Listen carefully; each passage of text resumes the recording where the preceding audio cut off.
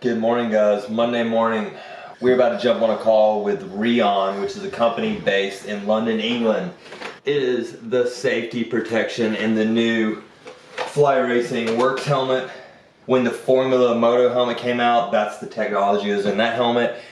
Fast forward a couple years since the Formula's come out, and now we have been lucky enough to have that same safety technology in the works. So we're going to jump on a call with these guys. They're going to break it down and explain why it's the safest bicycle helmet out right now. Dan, Paul, thanks for joining Matt and I. And Matt, thanks for giving me this great idea to break it down for the people for the new Bicycle Works helmet by Fly Racing, letting them know why it's the safest bicycle helmet to throw on their head and their kid's head. So, Dan, give me the sales pitch like I got no idea what it is. I want to hear it. Sure thing, Barry. First of all, nice to meet you before Christmas. It's certainly been a pleasure working on this helmet with the Fly team, and we're really proud to share all of the work we've been doing with Fly over the last couple of years. And really, to explain why this helmet is, one of the best helmets we've ever made, we really need to go right back to the beginning of the story. And what we've been doing here with Fly Racing over the last 4 or 5 years is really taking helmets to a new level. We've been designing those helmets with a completely new philosophy. We've been designing those helmets with a philosophy of what we call inside out. So when you're trying to protect the head, what you're really doing is protecting the brain, and you're trying to stop that energy transferring through the helmet, through the skull and into the brain. And when we've been designing these helmets, we've been designing them with this inside out philosophy. So we're really starting with the brain and how the kinematics might affect that. We're then looking at the helmet and how it fits onto the skull.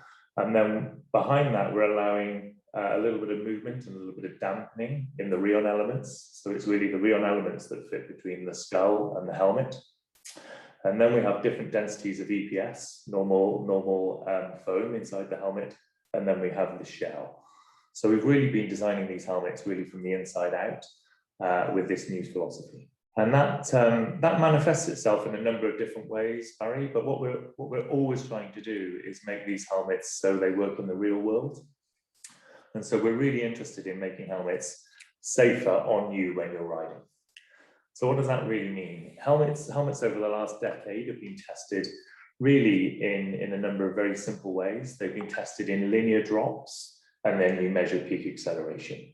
And what we know in the real world is, when we crash in the real world, it's very, very different to that. You might have a number of small impacts. You might have a glancing blow. You might have these oblique impacts, or you might have a very large impact, which is a life-threatening impact. And what we do know, Barry, is you don't know the magnitude, the scale, the size, the duration, or where these impacts are coming from. And so what we're really interested in doing when we design these helmets is make a helmet that can work over a wide range. We call this a dynamic range. We really want these helmets to work at low speed, at medium speed, and at high speed. And we also want these helmets to work for linear impacts and rotational impacts. And so what we've done is we've developed these elements that fit inside the helmet. I've got one here, and you can go and have a look at these on our website. But these are the Rheon elements that fit inside the helmet, and they're made out of our material, which is a dynamic material. It's a soft, flexible material at low speeds, but when you hit it in a medium speed, it stiffens up. When you hit it at a high speed, it stiffens up even more. So you get this dynamic effect going from a low speed to a medium speed to a high speed. So it's always doing what's right for you, whatever speed you're crashing at. But it recognizes, it can stay nice and cushioned, but faster it is, it recognizes the high impact and it gets denser to kind of eliminate that. Yeah, exactly right, Barry. You're on the right kind of feeling there. Effectively, it's very like, a good analogy is a little bit like, do you know when you're traveling down the motorway or the freeway, and then the car in front of you, the red lights go on, and you're in a kind of emergency stop situation, let's say. All you can do is you can just hit your brake as hard as you can. And then as you slow down, you can feather that brake and come to a gradual halt. That's pretty much what our material is trying to do. So if it's going to be a high-speed crash, it really puts the brakes on as hard as it can. And then as the velocities reduce, it feathers it and slows it down. So it's a bit like having an active system in there. So, for those low speed impacts, it actually cushions over quite a long distance and is relatively soft. And it actually, at very low speed, helps with the comfort of the helmet. It actually helps take up some of that comfort layer as well. And then the medium speed impacts, it stiffens up a little bit, but still absorbs.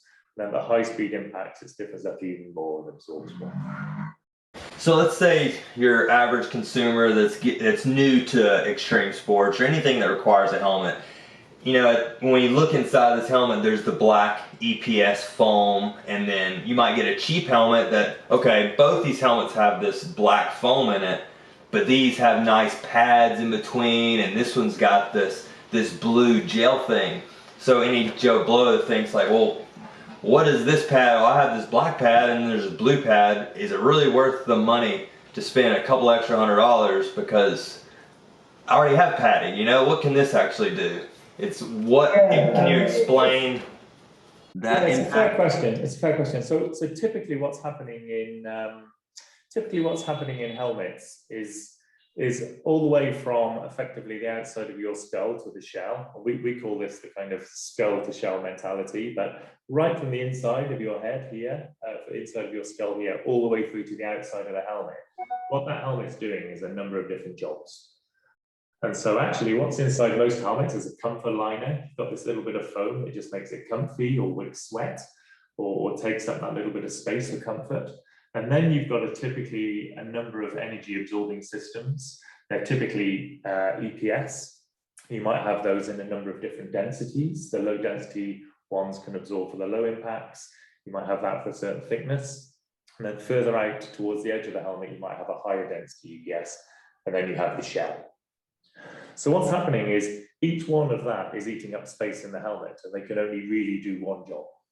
So it's a little bit like the foam can only do the job of the comfort foam, the medium density can only do the job of the medium density, it gets overwhelmed at high speed, and then the higher density can only do the job of the higher density. So each one does a different job to try and build up this kind of dynamic effect all the way from comfort to a hard-hitting impact.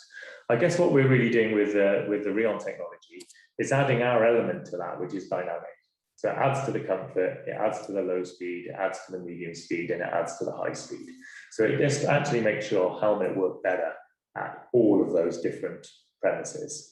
The other piece that it does, which we're learning all the time about, Barry, but what we're learning all the time is it's not just these linear impacts that are really affecting brain health. What we're learning all of the time is it's these rotational or translation and rotational kinematics, or these oblique impacts that are really, are really not good for brain health. So in the past, we've been talking about peak accelerations in helmets, and today we're talking about peak accelerations, but we're also talking about the rotational component in the helmet. And so we've been measuring both the accelerations and the rotations. And the other piece that the Rheon component does, and if you look very closely at it, it's got this pretty unique geometry. And this unique geometry actually allows for shear in the surface. So very different to a piece of foam. A piece of foam, just behaves almost the same in every direction. We call that homogeneous. It's just exactly the same wherever you section it. These components in these energy absorbing cells in the fly helmets actually have a very different response, whether you're hitting them in the normal direction or in the shear direction. And actually, very, very interestingly, they're about 5 times softer in the shear direction. And they're also dynamic in the shear direction. So this allows us to absorb energy, whether it's linear or rotational, but always absorb the right amount and always absorb as much as we can. So not just a direct impact, could be falling in a turn and just sliding your head. It's kind of absorbing it that direction as well. Cool. Yeah, exactly right. And actually, it's a combination of all of these things that makes for a good helmet. So right back to the original question, what makes this a good helmet? What we believe makes this a good helmet is just the improved fit and comfort by pushing the EPS back away from the head and the improved flow of air around your head. That's a really important component. And then also the improvement in linear performance, whether that be at low speed, medium speed, or high speed with the dynamic elements that Rheon brings, but also these translational rotational pieces. Reducing those rotational energies going into the brain are critical. So it's all of those components together that we think make a better helmet. But we call that the dynamic range. And what we believe makes a good helmet here, Harry, is actually a helmet that just will protect you in the real world, whether it's a low speed impact, a medium speed impact, or a heavily rotational impact. It'll always do the right thing and always absorb as much energy as it can. And that's what we think makes a good helmet today. Yeah, no, that's great, especially for riding bikes. You know, you could have this helmet out in the trail, and obviously you can have a helmet that's made for hard, high-speed impacts, or you have like your really light helmet for light style riding. So to have a helmet that crosses, that checks all the boxes is awesome. But me being an athlete that does so many different disciplines, it's nice to know no matter what. I've had small falls, like a small slide out in a turn, but my head might catch a root or something, you know. It's not a high speed, but it still can be awkward to kind of yank your head. So that's cool to see. Absolutely. And what we've seen traditionally in the past, if you go back to like your kind of push bike helmets from 5 or 10 years ago, you just go and get an aero push bike helmet from 5 or 10 years ago. If you take the lining out and you push the EPS with your nail, it's incredibly dense.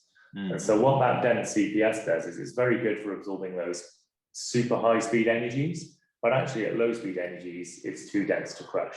It's almost like not even have a helmet on, it's so hard. It does nothing at all. And so there are anecdotal stories out there of these very, very highly dense EPS helmets where, you know, they're designed to protect for super high speed impacts and they work well for that. But actually, when you just topple over sideways, they don't crush at all. They don't absorb any energy at all. So they're just not working in the real world. They're just working on test rigs at high speed. And the other thing we've got to remember, Barry, is that, you know, where all this testing came from, actually the peak accelerations that most of these helmets pass are very high. You've got to record a peak acceleration below 250 G, and 250 G is a massive number. It's actually the number that was set in these standards to really prevent skull fracture. And actually, by the time you're getting skull fracture in a helmet, you know, it's pretty bad. And what we know from today and what we know from mild traumatic brain injury today is that actually the brain gets affected at much, much lower energies than this. So at approximately 80 G, you've got a 20% chance of mild traumatic brain injury.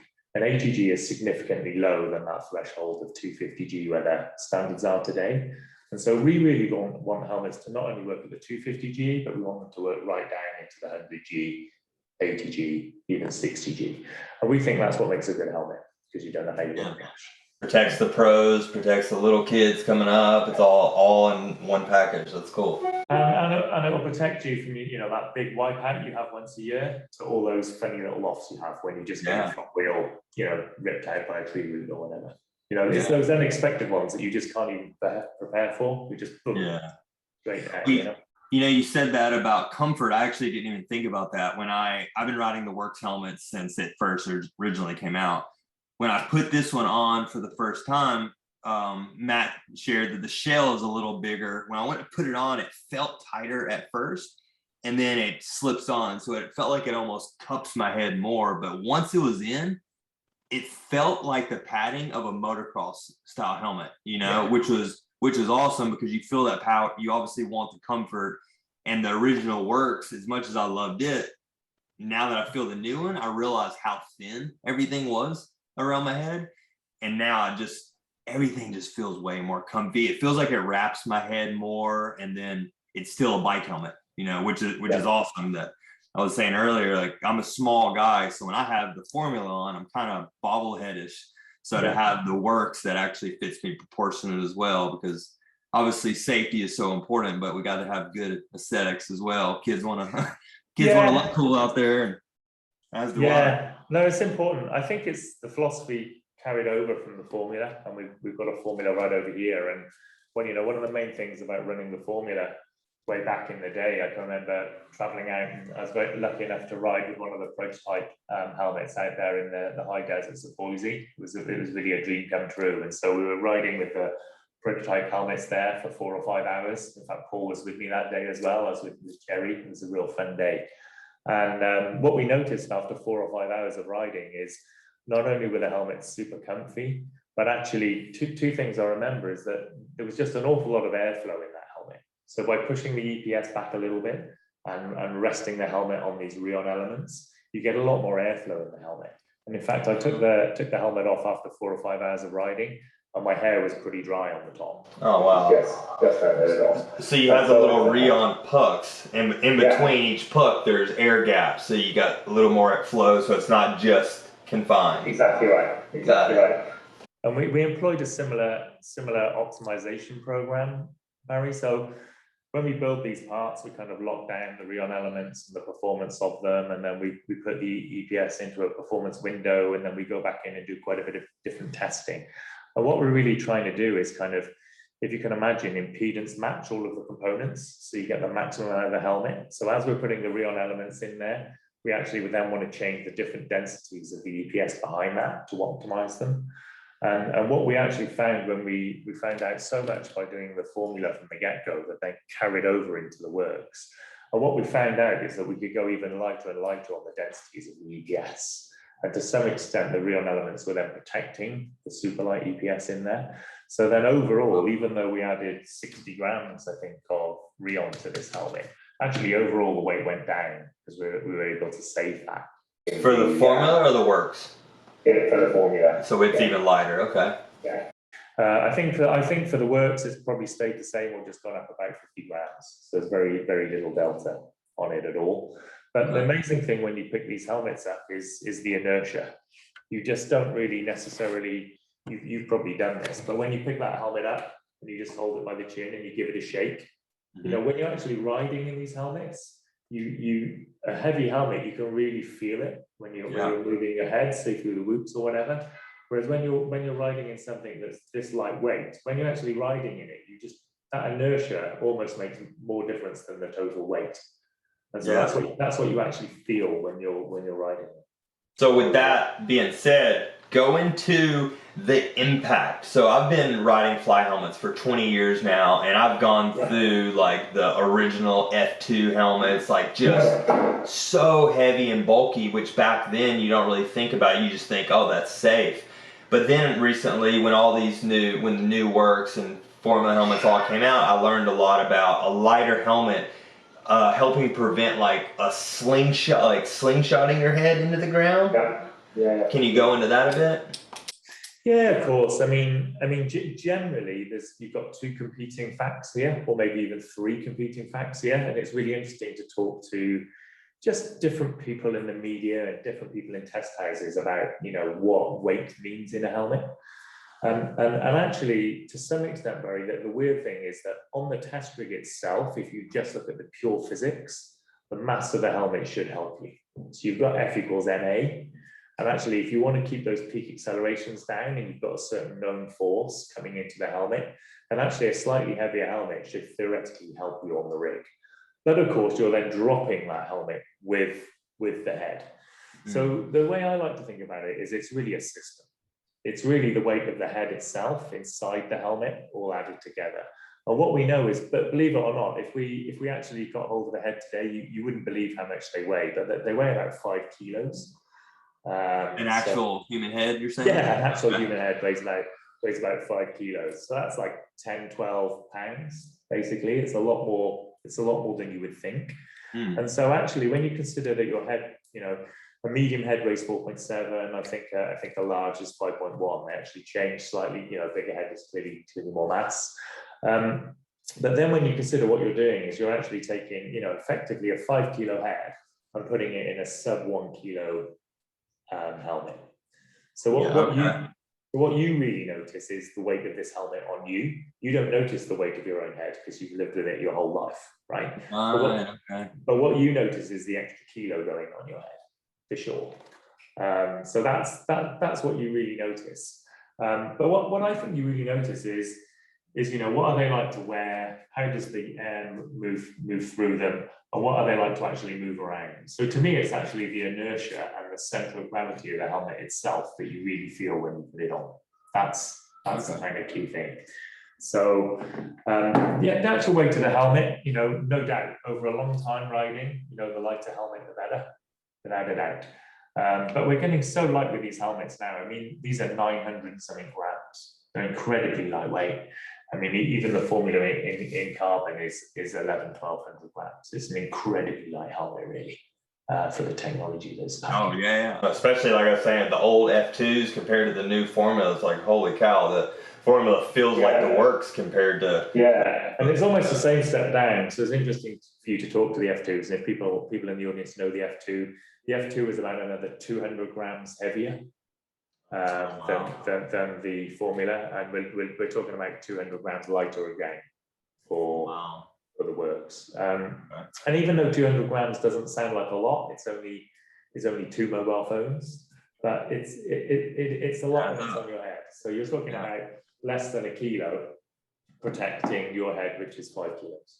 Yeah, it's a good way to think about it anyway. Okay. Can you explain the difference between Mips? I hear a lot of people talking about, this helmet's got the Mips, and me personally, not to take away from it, I've always looked, maybe I haven't had it explained well enough, I've always looked at the Mips as, I understand what it's trying to do in there, but there's not a big selling factor on this piece of plastic in my head. Can you tell me what's better about Rheon compared to the Mips and why? Yeah, I can certainly bring out the differences. I mean, we're familiar with that technology. We know it very well. It's widely used in push bike helmets, as you know. And the methodology on how it works is it's effectively a low friction layer. So it effectively, to some extent, isolates the head from the helmet and allows for slip play. So it allows for these movements to move around. So these kind of technologies don't do anything at all really for the linear impacts in the helmet. They're not really absorbing any energy. But when you're talking about the translational, rotational, or oblique components of the helmet, they allow for a sliding effectively between the head and the helmet. So it's a low friction layer that allows for sliding. I guess our difference is that what we're really doing here is we're trying to allow for a geometry which will shear between the two. So we allow for a geometry, the head is here, the rest of the helmet is out here with pushback EPS. And these geometries are really fitting in between, and we're allowing them to shear in a very known way. Okay. And I guess our difference is, imagine rather than just leaving it to a low friction layer, what we're really doing is we're trying to control that shear completely. Okay. So what we're doing, Barry, is at low speed, these elements will shear and move, and they'll move quite a long way, and they'll absorb that energy over that distance. Then at medium speeds, the shearing will actually stiffen up a bit. And then for high speeds, the shearing will stiffen up even more. And so what we have is we have a dynamic response to shear. So for different shear rates, our geometries and our materials stiffen up in different ways. So effectively, it's like having an active system. So it's a little bit like, the analogy that I like to use is a little bit like, it's a bit more like, the shock on your bike, right? You've got high speed and low speed damping. Everybody in the world can relate to that. They know what low speed bump is, they know what high speed bump is, they know what compression is, they know what rebound is. So a shock is a really good analogy, I think for this. But what you've got in your shock absorber, if you've got a tune for low speed, and you've got a tune for high speed. You go in there and you actually set it up how you want for high speed and low speed. And that's effectively what we're doing with the Rheon. We can effectively tune it for low, medium, and high speed shear. And we can tune it for low, medium, and high speed linear. And so that's what we can do. So it's a little bit like having, in your shock, you've got low and high speed. We've actually effectively got active. Cool. So that's a really, really good analogy. And of course, you don't know, when you're going down a run, you don't know whether you're just going to get lots of little choppy braking bumps or a couple of big tabletops or a couple of doubles. You don't know what you're going to get. But what you do know, Mary, like the helmet in real world, you don't know how you're going to hit the ground. What you know is, however you're going to do it, you always want it ready. Yeah, no, that's exactly what I'm picking up. So for the people who, maybe some people need it to be broken down a little more. So that example earlier when I said, say you fall in a turn and land sideways that way, the Mips that's kind of all it's really doing is helping it move on your head so not everything's such an impact, it absorbs it. But with the Rheon, it's still technically doing the same thing, but more options to it. It can be a low speed slide and it denses up for a high speed. So completely Yeah, eliminating exactly. the Mips out of this helmet it hasn't lost anything. If anything, it's improved that what it was there for. It's gained everywhere, but again, our main approach is rather than just saying we're not going to. So a low friction layer allows for this movement, but it doesn't take out any energy. So it's a little bit like a bearing in your suspension. If you took the damper out of your suspension would just bounce up and down. So you're not really taking any energy out. And effectively a low friction layer, by virtue of being low friction, doesn't really absorb any energy. What we believe is the best is whatever the world throws at you, you always want to be managing that energy, and you always want to be absorbing as much energy as you can. So our company is all set up on the premise of, you know, kinetic energy control. We want to control that energy. We're going to absorb as much energy as we can. And so for low speed impact, we might not want to absorb that much. We might want it to move quite a bit. For medium, we want to absorb more. For high, we want to absorb even more. So effectively, we always want to be absorbing as much energy as we can, and fundamentally absorbing that in the helmet system and limiting the transfer of that energy to your skull and ultimately into your brain. Cool. That hearing it explained like suspension is really cool, because I mean, someone put a helmet on if it's loose. Not saying you should have a helmet that doesn't fit you, but you would think, oh, it moves around, it's not going to be safe. But technically, it fits you and it moves to absorb. And it's like setting the sag on your bike, right? You just want the right amount of sag in your suspension, and that's a little bit like putting a helmet on. It needs to be a little bit tight putting it on, but then it needs to be comfy. And so it's a little bit like you've taken up 10% or a couple of percent of that suspension just putting the helmet on, because you don't want to be rattling around in there. I just got upgraded my motorcycle street helmet, and when I went to put that one on, it was kind of one of those things. I had a cheaper, like stylish Harley helmet, and I thought, you know, it's time that I kind of upgrade to something a little more comfy, a little more safe. And when I put it on, it was the same feeling. It was super tight, and then it goes on, and I'm like, holy cow, what have I been doing wrong all this time with a motorcycle helmet, like for the street? And now I put the works on, and it was the exact same feeling, tight. And then once it got on, it's like, oh, okay, now it feels like my head is meant to be inside here and not just slide in and out so easy. So it was cool seeing that comparison to such a high-end motor, like Harley riding helmet, to a bicycle helmet, you know, and it'd be so similar. Yeah, I mean, helmet fit is critical, actually. I mean, a lot of we can take a lot of learnings from the NFL here, and we were fortunate enough recently to work with some of our partners in the NFL, and we were fortunate enough recently to win an award for towards a thing called the Head Health Challenge. And so the NFL have been putting out an award scheme now for people to make better helmets for the NFL. And with our partners at Zenith, we were fortunate enough to win a share of that award to make helmets significantly better. And I guess the really exciting things for us is being part of that, to actually win some NFL funding as a UK company is just really great.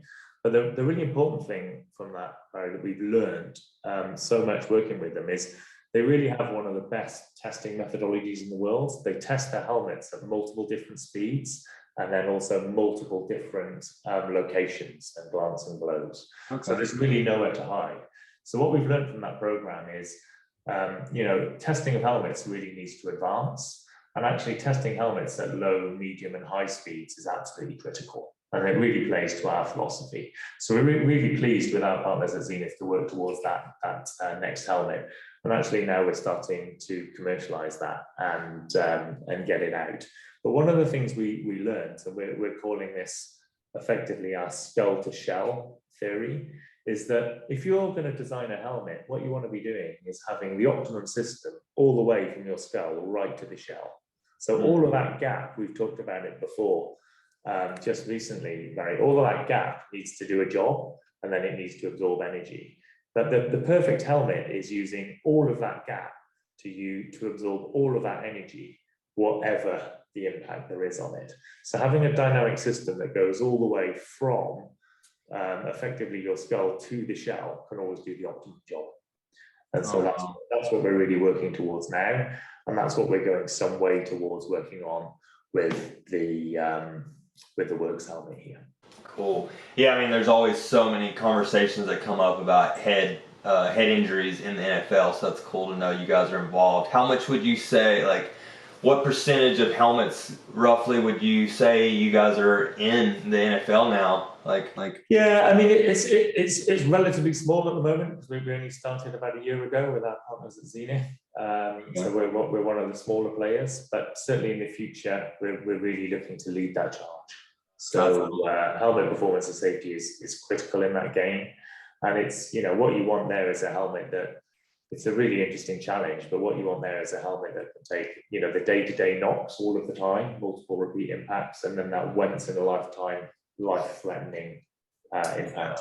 But what you're seeing in that sector is you're seeing a lot of custom 3D printed helmets now. So the similarities in the pro helmets at the NFL level is you can actually custom make that helmet so the fit is perfect for that player. And you're seeing that in Formula One today, where the helmets are custom made for each driver. And so what we're learning all the time is it comes back to this fit piece that we've just been talking about, Barry, that getting the helmet to really fit around the head is critical. So actually having the comfort layer and the Rheon elements and a little bit more space in the EPS, all of that allows for the helmet just to have better fit. Okay.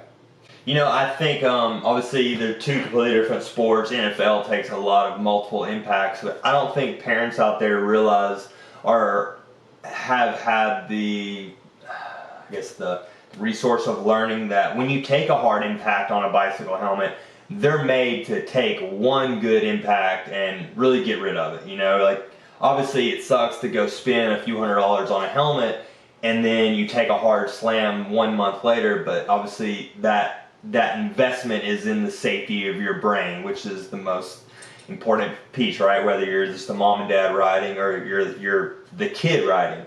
Can you explain why these helmets are made to take that one impact? Obviously you can take little small hits, but that one hard slam, you get that concussion. I don't think some people realize, like, you should get rid of that helmet after that impact. Can you explain why that is, that you should upgrade to, or not upgrade, but you should go into a new helmet after a hard head slam? Yeah, sure, Barry. So, I mean, all of these helmets are made to meet a certain standard at a certain weight.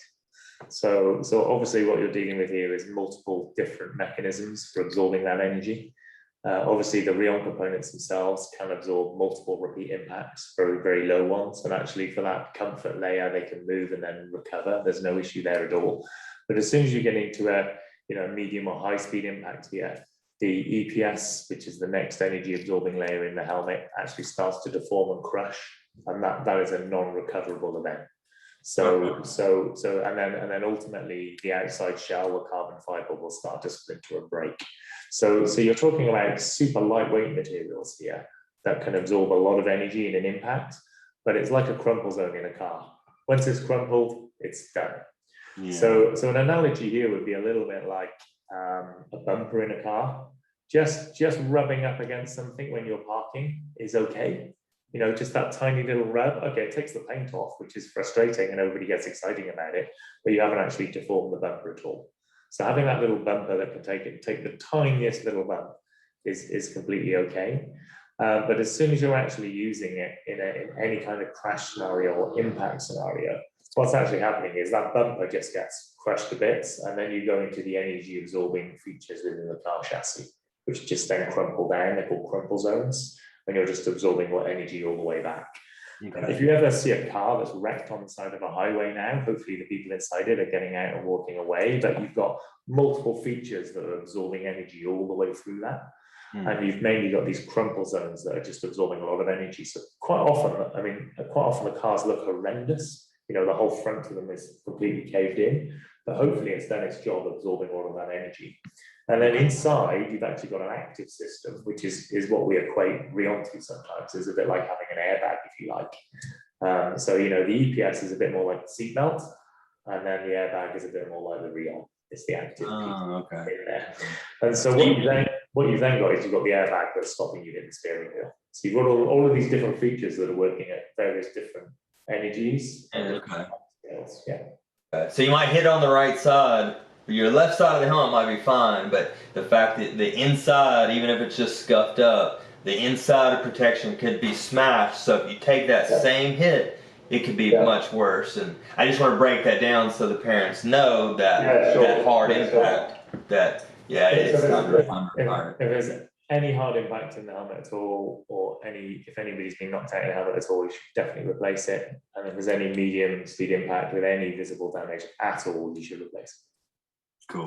So these are one impact only helmets. Yeah. That's it. Now, of course, on the test rig, we test them 2 or 3 times. So you know, what we do know is that these helmets, if you're, you know, going down some huge hill in Rampage and you hit the ground once and then you tumble and you hit the ground again and you hit the ground 3 times, you might have actually hit the ground 3 times in a couple of milliseconds. And they're completely designed for that. But what you mustn't do is reuse that helmet. Okay. So I know it sucks, parents and kids. You might not want to get a new helmet because you just got a brand new one, but you're hearing it from the scientist himself that when you take it, just wipe it off. You're still alive. That investment is worth it, and you need to upgrade and time to retire and get a new helmet. I just need to make a point to say that because it's hard. I've been in that position. I've crashed, and I don't want to have to save my money and get a new helmet for when I was a younger guy, you know. So yeah, it's awesome I'm super grateful to be partnered with such a great company like Fly, and then have the technology from you guys, and to know that when I crash, my chances are better to come out ahead, and you just throw a new one on and you're fresh to go again. And that's exactly it, right? All we can do here is improve your chances. So that's what we're trying to do every day. There's a really interesting method of measuring these, and you actually get these injury curves that you can start to say, right, if we start to make these helmets, you know, a little bit better, reduce these big numbers, then we can start to actually see what the probability is on you of your outcome. So it's awesome. It's really helpful for us to see, you know, how we can make these helmets safer, and ultimately protect the people out there who are buying them. That's what it's all about. Cool. Is there I definitely want to keep this in the most simple terms so it's really easy to absorb for everyone, but is there anything else that you feel you should add to I feel like we covered all the main dot points to really kind of make that decision easier for that next helmet purchase, but I guess what I'd say, Murray, is, you know, we love helmets. Clearly we love designing them. We've thoroughly enjoyed making this with Fly. And I think when you get to work with a company like that, ultimately designing the safest products and the coolest products that you can, both companies have put their all into these helmets. And I think that really makes it game changing for us. And we totally love what we do here at Rheon, controlling kinetic energy every day, and we totally love what we do here, making helmets. But you know, the case in point for me is, you know, when my kids go out, I'll be putting them in the works. And I think that's all you can say as a parent. And you know, we ultimately love the way these materials work. And we're really, really excited to bring those into technologies in these helmets and take them forwards. I guess all I would say, just as a closing point, is, you know, if you've got any other questions for us, or you don't understand the technology here, just head over to the Rheon site. We've got loads of explainer videos. We've got, you know, a bunch of different videos just explaining how our material works. You know, we're really excited to really spread this story, and we're really excited to get these, you know, works helmets out there. Cool. Yeah, I'll link everything in the description below so everybody can click it, because I've seen those videos myself, and the videos of the slow-mo testing. It's obviously so educational, but it's cool to see as well. It's such a fun and cool material, and I love explaining it to people. One of the analogies I love to use sometimes, Barry, on these materials is these materials are truly magical. It's a little bit like, do you know when you're running down the beach and you're in the soft sand, you're just kind of running around in the really deep sand and it's hard work? Or if you're right in the sea, you're just running around in a bog of water and sand. But there's that magical bit where the wave comes up the beach and then slides back down, and the sand goes glass hard, and you can just run on it. Yeah, that's a little bit like how our material works. So that magical mixture of sand and water, when it's just the right ratio, is called a colloidal suspension, and that gives it these dynamic properties. And what we've done is we've taken properties like that and locked them into our polymer. So effectively, it's soft and flexible for every day, and then can stiffen up in different ways. So next time you're at the beach, have a think about that. But the really cool thing is, if you're running, this is just mind-boggling, it's so fun.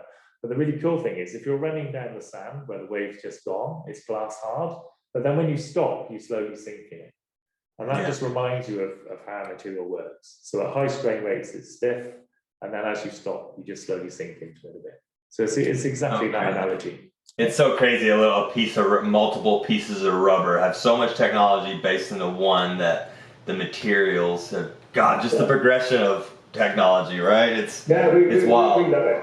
We love it. And so, any chance we get to do really cool projects like the ones with Fly, and the really fun thing has been working on, multiple different projects over years. We just learn more and more. So that's cool. Making these helmets safer and safer. Yeah. Awesome. Well, thank you for spending the time to do this. And I know it's late in the day, the week of Christmas over in London here as well. But yeah, we appreciate the explanation of everything. And I just really want to make a point to break things down for the parents. I have such a young kid to moms and dads as viewers, and it's kind of perfect area to let them all know of helmet technology, because I think it gets overlooked quite a bit, especially for newcomers coming in the sport. You just get the cool thing with the paint job, or the hand-me-down, or whatever the local shop is. But putting that in their head and knowing, hey, let's invest a little more money into it and actually get the best one out there to have some longevity in the sport. I wish I would have had a better helmet when I was younger, and I've had so many concussions. When I was younger, I hit my head so hard.